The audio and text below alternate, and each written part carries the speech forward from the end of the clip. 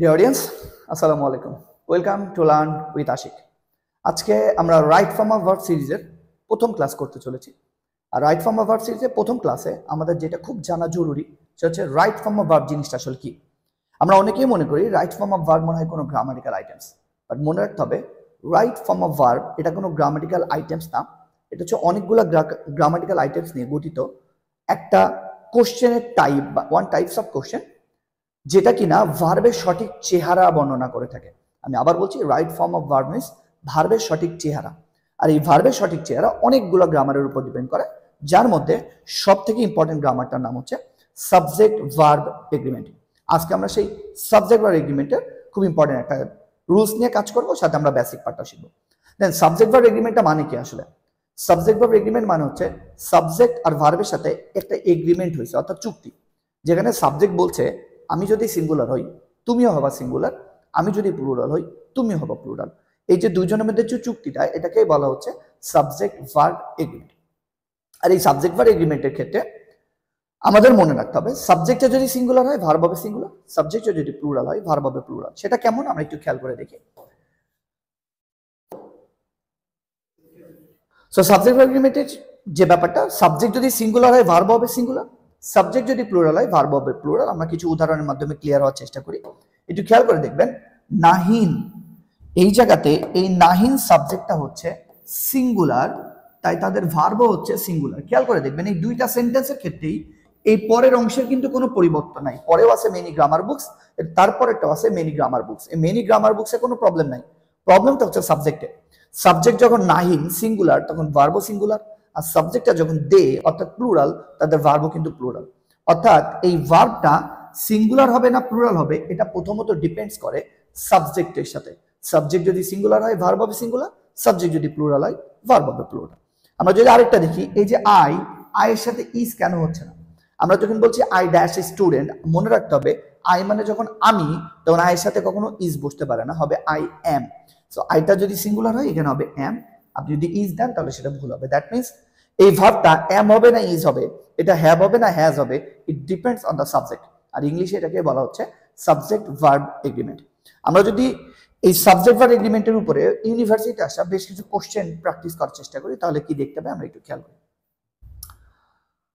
সাবজেক্টটা ইউনিভার্সিটি অ্যাডমিশনে অনেক সময় অনেকভাবে মিক্স হয়ে থাকে। তার মধ্যে প্রথমত যেটা দিয়ে মিক্স হয় সেটা হচ্ছে অ্যান্ড যুক্ত হয়ে থাকে। অ্যান্ড সাবজেক্ট যদি অ্যান্ড দ্বারা যুক্ত হয় সেক্ষেত্রে আমরা কনফিউজ হয়ে যাই, কি করব? মনে রাখতে হবে অ্যান্ড দ্বারা দুইজন পার্সন বা দুইজন বস্তু যদি আলাদা আলাদা বসে তাহলে তারা প্লুরাল হয়ে যায়, তাদের ভার্ব হয়ে যায় প্লুরাল। যেমন রহিম অ্যান্ড করিম, অ্যান্ড যুক্ত, আগে একজন পরে একজন, এক যোগ এক সমান সমান এটা হয়ে যায় দুই।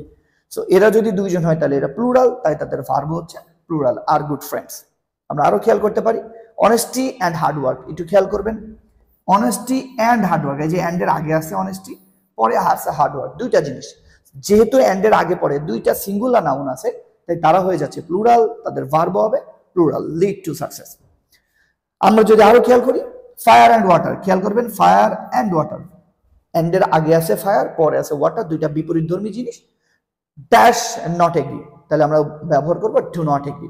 যদি আমরা শুধু ওয়াটার ব্যবহার করতে পারতাম তাহলে কিন্তু ডাজ হতো, শুধু যদি ফায়ার ব্যবহার করতাম তাহলে ডাজ হতো। বাট যখন অ্যান্ড দ্বারা যুক্ত করে ফায়ার আর ওয়াটারকে একসাথে লিখতেছি তখন দুইটা সিঙ্গুলার মিলে হয়ে যাচ্ছে প্লুরাল, তাদের ভার্ব হবে প্লুরাল, তখন আমরা ব্যবহার করছি do not agri.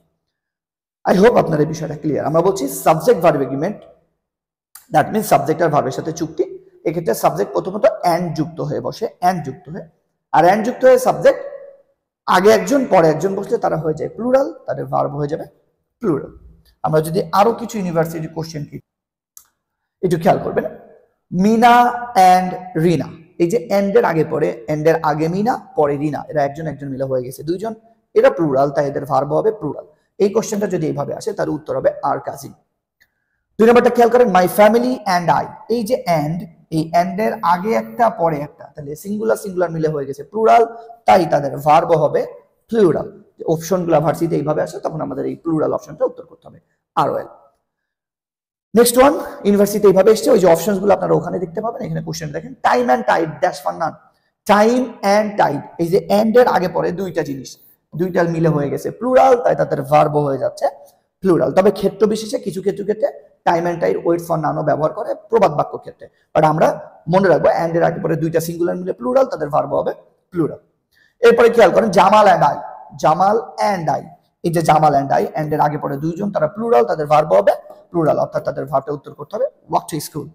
Coffee and tea, দুইটা জিনিস, কফি অ্যান্ড টি আলাদা আলাদা, অ্যান্ড এর আগে পরে দুইটা সিঙ্গুলার মিলে হয়ে যাচ্ছে প্লুরাল, তাদের ভার্ব হবে প্লুরাল। অর্থাৎ আমরা আজকে শিখলাম সাবজেক্ট যদি কখনো অ্যান্ড যুক্ত হয় তাহলে তারা অ্যান্ড এর আগে পরে সিঙ্গুলার সিঙ্গুলার মিলে হয়ে যায় প্লুরাল, তাদের ভার্ব হবে প্লুরাল। এটা হচ্ছে অ্যান্ড যুক্ত সাবজেক্টের প্রথম রুলস। অ্যান্ড যুক্ত সাবজেক্ট আরো দুভাবে বুঝতে পারে, বাকি দুইটা নিয়ে আমরা নেক্সট ক্লাসে আসবো ইনশাল্লাহ। থ্যাংক ইউ সো মাচ, দেখা হচ্ছে নেক্সট ক্লাসে।